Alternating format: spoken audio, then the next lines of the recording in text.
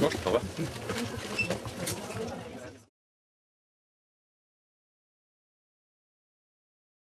Oui, c'est ça, voilà. J'ai tenté de le séduire, de le convaincre, et ça a été très facile. Hein. Alors là, ce type vraiment extrêmement facile à séduire.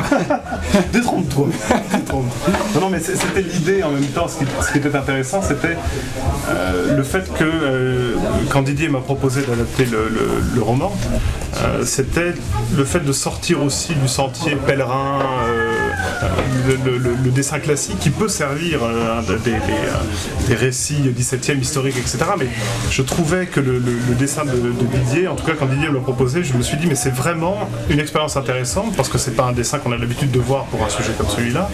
Et puis il peut traiter formidablement bien le côté caricatural aussi du 17e. Enfin pour moi tout ça était c'était presque du pain béni, et je trouvais que ce trait-là déjà pouvait avoir quelque chose d'assez étonnant, assez peu commun, et en même temps servant bien l'histoire, le côté un peu abrupt en même temps de ces personnages qui sont pas toujours des tendres non plus, et je trouvais que les ambiances, tout ça, c'était plutôt parfaitement dans le bon esprit en tout cas. Voilà.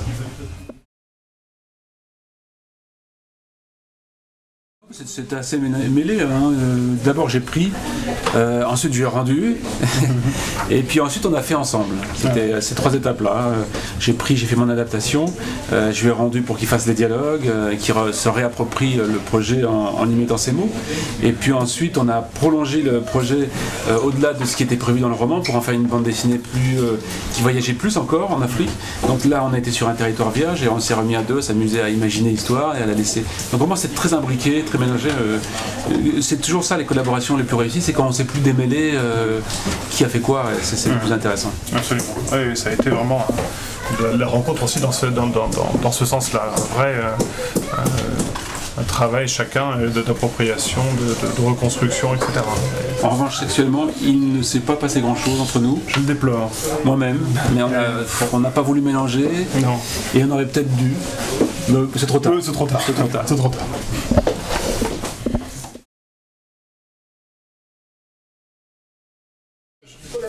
Financièrement, énormément. Ce type-là n'est plus le même depuis. Maintenant, oui. Je voyage en première classe. Inimaginable. Constamment. C'était pendant très longtemps un rêve inaccessible.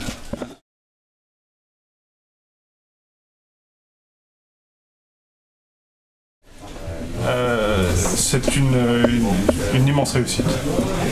2 albums de très grande qualité. Je partage ton sentiment. C'est assez...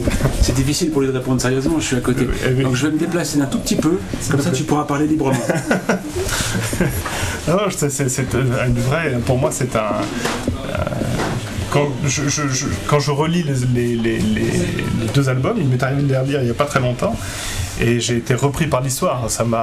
J'ai moi-même été repris. C'est peut-être parce qu'on a travaillé à 2 et qu'il y a des choses qui sont plus du ressort de Didier que du mien, donc je me laisse savoir parce que Didier a rajouté dans le propos.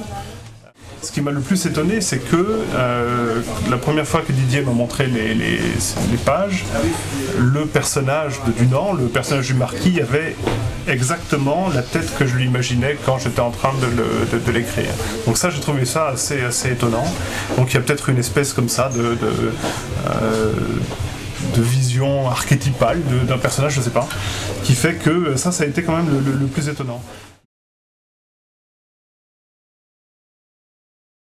C'est une récréation de ne pas avoir à faire rire automatiquement, à faire des gags avec des chutes, des choses comme ça. Néanmoins, le livre de Peuple des Endormis est assez rigolo. C'est en ça que je me suis retrouvé à l'aise là-dedans. C'est que le propos n'était pas d'être drôle au premier abord, mais que quand même à l'arrivée, on trouve plaisant ce personnage qui est une espèce de tartarin tarascon un peu démesuré, et dans les dialogues sont très, très drôles parce qu'ils sont écrits avec une espèce de cynisme, c'est pas le mot, mais de naïveté en tout cas, qui est assez plaisant. Moi je trouve ça très drôle, même si c'est cruel et si c'est noir par moments, il y a quelque chose qui sauve ce personnage et cette bande dessinée, c'est cette espèce de distance qu'on a pris avec les personnages et qui les rend assez drôles. Donc je suis quand même encore dans mon domaine, qui est quand même mon péché mignon, mais j'aime bien en tout cas varier les styles et m'obliger à aller dans les territoires que je connais pas bien, et ce qui m'amuse c'est d'aller dans des registres sérieux entre guillemets, ce que j'avais fait avec une autre bande dessinée qui s'appelait Là-bas, qui racontait le déracinement d'un pied noir et son rapatriement, un sujet un peu grave et même un peu triste. Mais il y avait matière à le distancier aussi par le dessin.